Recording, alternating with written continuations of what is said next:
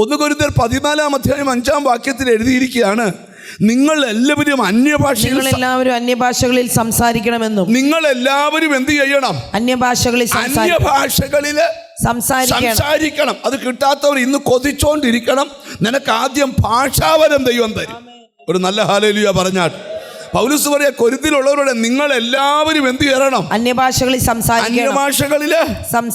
അതവിടെ നിർത്തിയിട്ട് 18-ാം വാക്യം ഒന്ന് വായിച്ചേ. സ്തോത്രം. നിങ്ങളെല്ലാവരിലും അധികം ഞാൻ അന്യഭാഷകളിൽ സംസാരിക്കുന്നത്. നിങ്ങളെല്ലാവരിലും അധികം ഞാൻ അന്യഭാഷ സംസാരിക്കുന്ന ആളാണ് കേട്ടോ. അപ്പൊ അന്യഭാഷ പറയുന്നവനെ അന്യഭാഷയെ കുറിച്ച് പ്രസംഗിക്കാൻ മിണ്ടുന്നില്ല. അന്യഭാഷ പറയാത്തവൻ പറയും അന്യഭാഷയുടെ ഒന്നും ആവശ്യമില്ലെന്ന് പറയും. ഇനി പൗലോസ് പറയുക, നിങ്ങളെക്കാൾ അധികം ഞാൻ എന്ത് ചെയ്യുന്നു? അന്യഭാഷ പറയുന്നു ദൈവത്തിന്. ഇനി 14-ാം അധ്യായത്തിന്റെ 5-ാമത്തെ വാക്യത്തിൽ വന്നേ, നിങ്ങൾ എല്ലാവരും അന്യഭാഷകളിൽ സംസാരിക്കണമെന്നും വിശേഷാൽ പ്രവചിക്കണമെന്നും ഞാൻ ഇച്ഛിക്കുന്നു. അന്യഭാഷ കൊണ്ട് നിൽക്കരുത്, നിങ്ങൾ പ്രവചിക്കണം. എന്തുവാ? പ്രവചിക്കണം. ഒരു നല്ല ഹാല്. നിങ്ങൾ എല്ലാവരും എന്ത് ചെയ്യണം? പ്രവചിക്കണം. അങ്ങനല്ലയോ? നിങ്ങൾ എല്ലാവരും അന്യഭാഷകളിൽ സംസാരിക്കണമെന്നും വിശേഷാൽ പ്രവചിക്കണമെന്ന് ഞാൻ ഇച്ഛിക്കുന്നു. നിങ്ങൾ എല്ലാവരും അന്യഭാഷയെ സംസാരിക്കണം. നിങ്ങൾ എല്ലാവരും എന്ത് ചെയ്യണം? പ്രവചിക്കണം.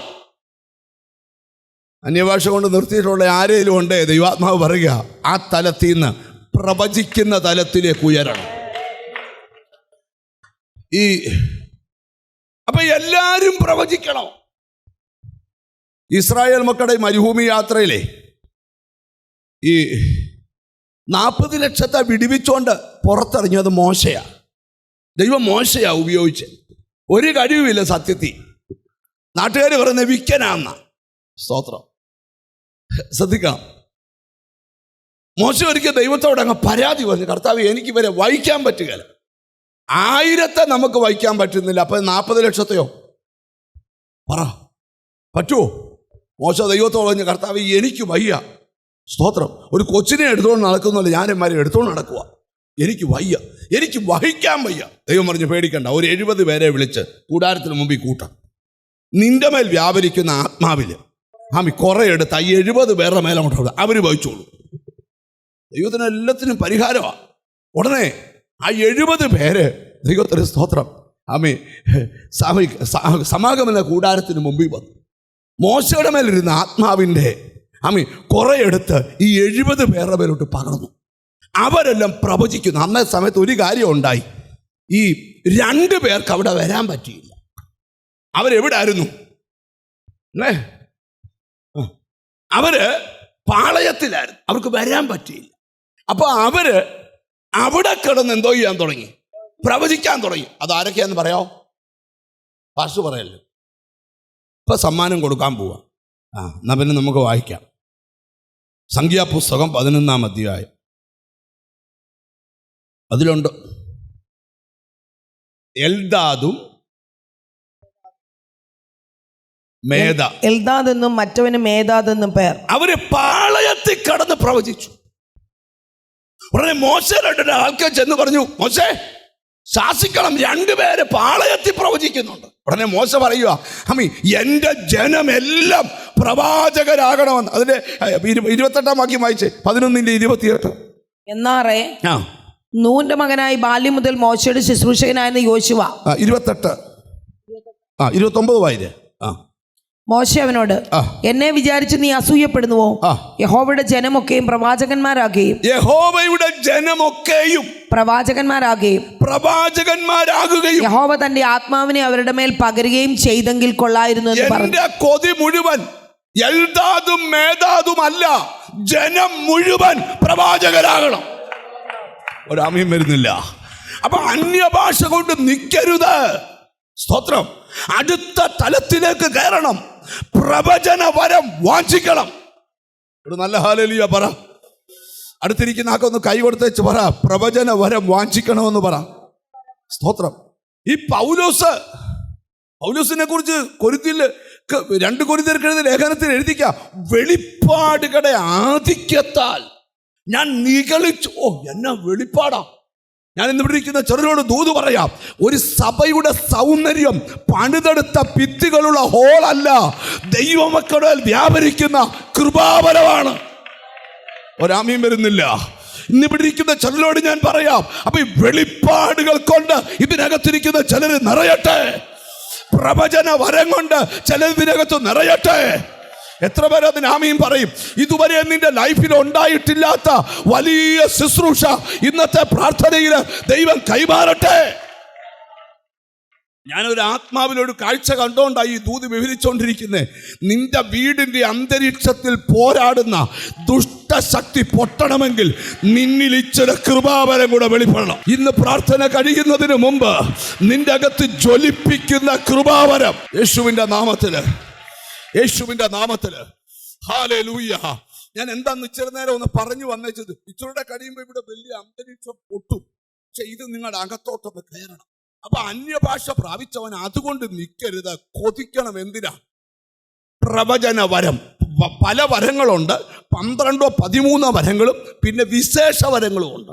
സ്തോത്രം. അതൊന്നും ഇപ്പോൾ വിവരിക്കുന്നില്ല, നിങ്ങൾ എന്നെ നോക്കിക്കേ. അപ്പം ഇപ്പൊ പൗലോസ് പറയുകയാണ്, വെളിപ്പാടുകളുടെ ആധിക്യത്താൽ ഞാൻ നിഗളിച്ചു പോകാതിരിക്കേണ്ടതിന്.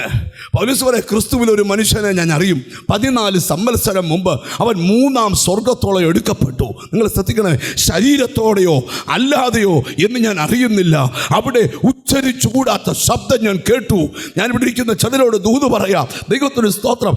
ആർക്കുമില്ലാത്ത ചില സ്പിരിച്വൽ എക്സ്പീരിയൻസ് ഈ ദിവസങ്ങളിൽ നിനക്കുണ്ടാകാൻ പോവാ. ആരും പ്രാപിക്കാത്ത കൃപാവരങ്ങളുടെ തലങ്ങൾ, ഓ യേശുവിന്റെ നാമത്തില്.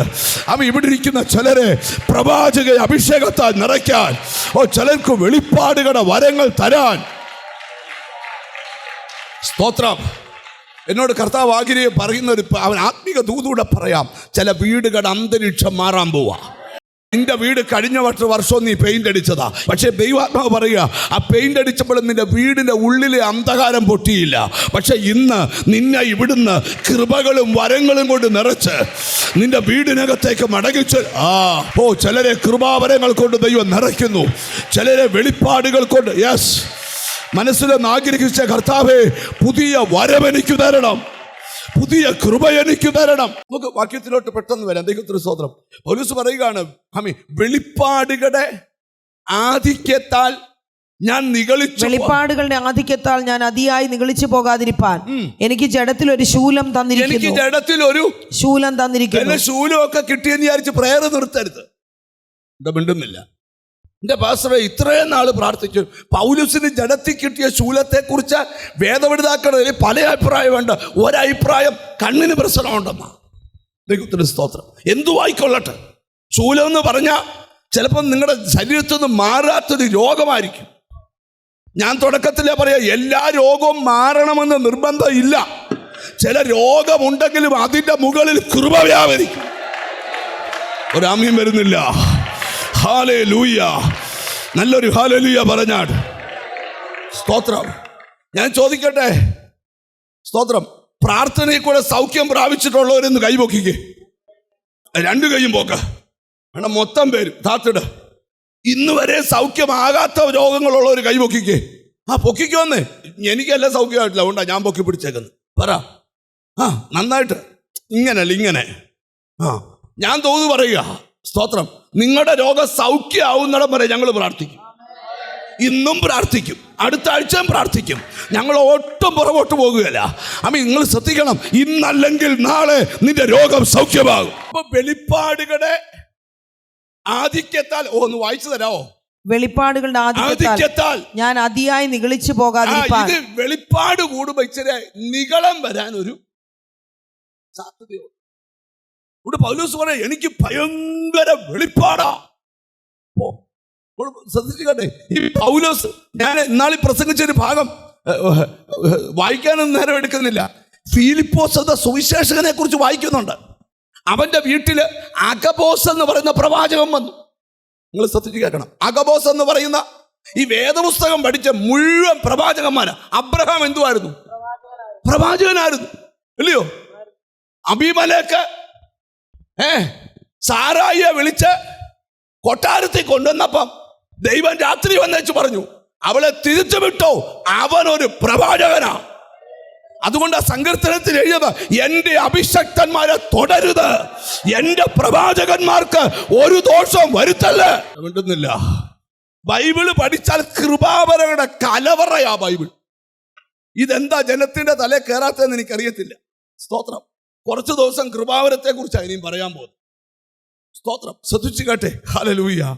ഇന്ന് ഈ മെസ്സേജ് കേട്ടോണ്ടിരിക്കുമ്പോൾ നിന്റെ അകത്ത് ഇതുവരെ വെളിപ്പെടാത്ത കൃപാവരങ്ങൾ ഇന്ന് വെളിപ്പെടണം.